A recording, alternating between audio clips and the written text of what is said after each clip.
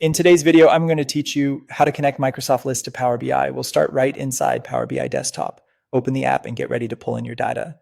From the home ribbon, choose Get Data. In the window that opens, scroll to Online Services and select SharePoint Online List. If you don't see it right away, use the search box to find it quickly. This connector is designed specifically for Microsoft Lists and SharePoint Lists, so it handles metadata and complex columns much better than generic options.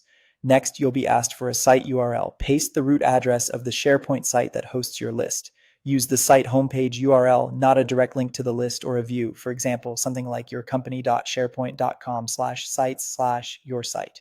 If your link includes segments like lists, list name, or anything ending in .aspx, trim those off so you're left with just the site address. You'll see an option to choose Implementation 2.0. Pick that. It's the faster, more modern version of the connector, and it typically improves performance and compatibility with larger or more complex lists.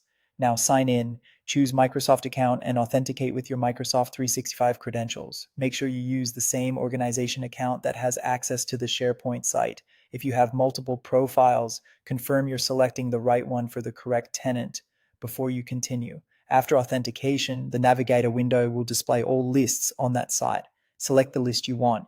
A quick preview helps you confirm you've got the right data. Instead of loading immediately, choose Transform Data to open Power Query. This gives you a chance to tidy things up so your visuals behave as expected. Inside Power Query, you may notice some columns, especially multi-select, lookups, or choice fields, show the word list in each cell. That's normal. It indicates nested values. Keep this in mind as you shape your data. While you're here, review column names, check data types like text, number, and date, and remove any columns you know you won't need.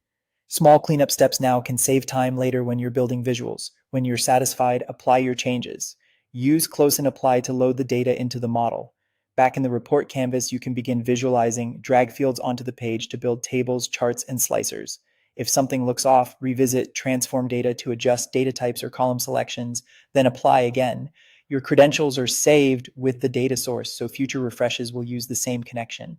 And that's it. You've connected Microsoft Lists to Power BI using the SharePoint Online List connector, selected the modern implementation, authenticated securely, reviewed your data in Power Query, and loaded it for reporting.